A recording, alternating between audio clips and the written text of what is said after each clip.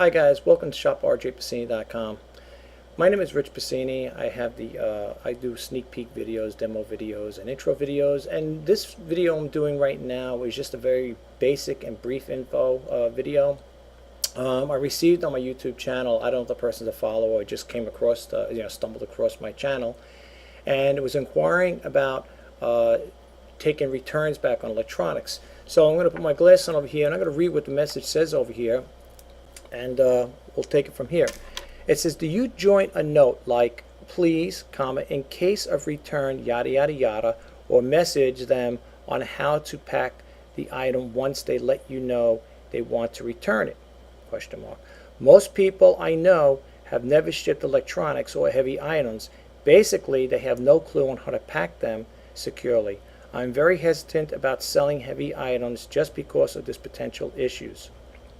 Well, in regards to shipping items, first off, I did a video on how to package fragile items, and I did respond to this potential YouTube follower, at least I think they are, in regards to how I package electronics or fragile items. I put a tag in there, a hyperlink as far as one of my videos on how to package fragile items.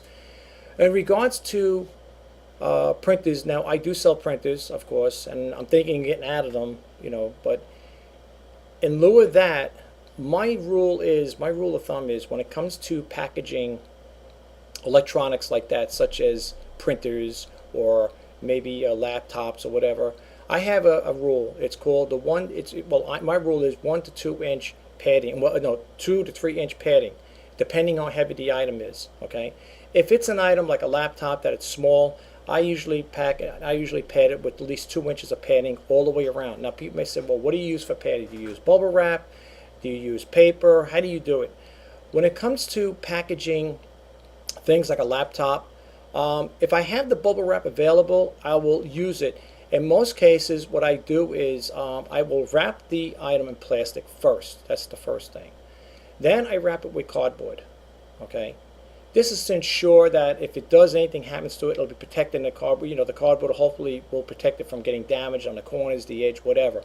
Then what I do is I take another little box or scrap boxes I have, and I cut them to the dimension of the item. Okay. So for example, if I was to take a box, cut it down, I leave about 2 inches all the way around. Okay, 2 inches all the way around. What I will do then is take either shredded paper. I'm sorry, folks, these messages come up. Oh, I just got bumped. Oh boy, here we go. What happens is I take the shredded paper, or I'll take regular paper, clump it up, and I use that as a padding, and then I will place that box on top of it, right? Not the unit itself, but on the bottom of the box, and then around the 4 sides the same thing. It's kind of like sandwiched in, but it's sandwiched in with 2 inches of cardboard with either shredded paper or paper to around it to create a buffer on it. And then I will package it up, make sure it's really secure, do the old shake test, make sure nothing's rattling in there, and then from that point on I will put my stickers on it, the labels. I said this in the comment. I messaged back the person with the comment that the labels I use are if it's a big thing, especially if it's a printer, I'll put on there this side up labels. Then the other ones I'll put fragile, handle with care, of course. And then the other one I add to it is please do not drop or crush. Now I already said this. I stated this in my listing, my eBay Facebook group, that I mentioned this to somebody about regards in shipping items, and I told in there I stated how I use these labels. And one group member said, well, I don't think the Postal Service looks at those labels. So indirectly, the person's telling me it's a waste of time. Not for me, it ain't. To me, it shows the buyer, if they do get that item and it is damaged, it shows the potential buyer I did my due diligence to make sure, and I cautioned the package to make sure that I got to them in one piece, not pieces. Like I said in many of my other videos, when it comes to shipping things, once the item is sent out of my premises and I hand it over to the Postal Service, it's now their responsibility. But I did also state in there that if you're shipping an item that's $50 or less, use priority mail. I think you can bump up the insurance on it if I'm not mistaken, but I usually use the basics. If I'm sending, most of the times I might sell a printer. Now I got one that's up there, a brother that's for $49.99. That will be sent with priority mail. And the reason why I use it, it's tracked and insured. Even though I do my due diligence, okay, I will make sure that item is packed well secured. But for some unknown reason, if it does get to the person and it is damaged, okay, I could put a claim in for it and get, hopefully get reimbursed for it. Now they don't pay you for the shipping. Just to give you guys a heads up, because I went through this already. The only thing they will pay you for is the value of the item. So in other words, if you're selling that printer and it states at $50, not in shipping included, okay, if you have it broken down, let's say you're selling, I'm using this as an example, if you're selling the printer for $25 and the shipping is for $25, they are not going to pay you a total of $50. They're only going to pay you for the value of the item itself. I went through this. I asked them, can I get paid for the shipping? And they only pay you for the value of the item. So keep that in mind, folks. I went through this already. So I'm just explaining that to you. So if you're going to think you're going to get your shipping included, that's not going to happen. If it does, please comment me and let me know about that. Okay? So that's number one. Any items like that, 50 and under, electronics, especially electronics. Now, you're not going to say, I'm going to sell a laptop for $50, but you never know. It could be one that could be used for parts. In any event, I still want to sell it and then use priority mail on it. If it is being sold for $50, I'm still going to use the priority mail on it. The other thing is, this person had stated, do you put a note in there telling about, drop a note in there how to send it back, how to package it. I stated to them that when I do my demo videos, when it comes to printers or if it is electronic things like a laptop or whatever it may be, I always state that for the most part in my videos, stating to them, if you do get the item and you're not happy with it, to please send it back with the same packaging material. Okay? No, I don't slip it. No, in regards to, slipping a note in there with instructions on return, no, I don't slip a note in there. I do is in my demo videos, I state it in there. Now, that may be something you might want to do if you do decide to get involved with selling big items like that, electronic items of that nature. I haven't done it in a long time. Like I said again, I usually put that in my videos. When I do my demo videos, I will put in there, when you're returning it, please save the box, the packaging material, and send it back to me, well packaged, because the item, if it arrives to me not damaged, it will be resold again. So that's just a courtesy thing I would always implore to the potential buyers. If you're going to buy it and I send it to you, I do my due diligence to make sure it gets to you in one piece, I would like to have it returned back to me in one piece. Okay? Unfortunately, I had two situations like that. I think I stated in my other video that I had two printers come back.